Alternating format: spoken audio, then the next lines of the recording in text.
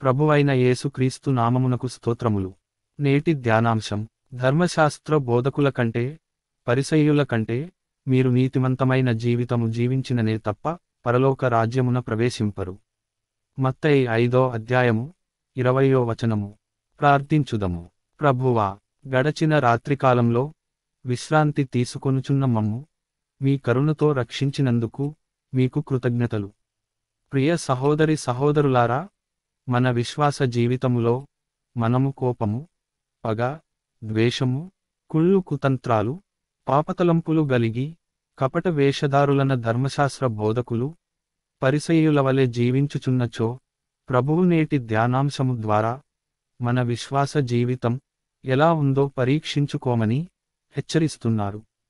కావున మన విశ్వాస జీవితమును పరీక్షించుకొని ధర్మశాస్త్ర బోధకులు, పరిసయ్యుల వలె కాక ఒక మంచి సమరీయుని వలె జీవించి నిత్యజీవమైన పరలోక రాజ్యము చేరుటకు శ్రమించుదాం. ఆమెన్.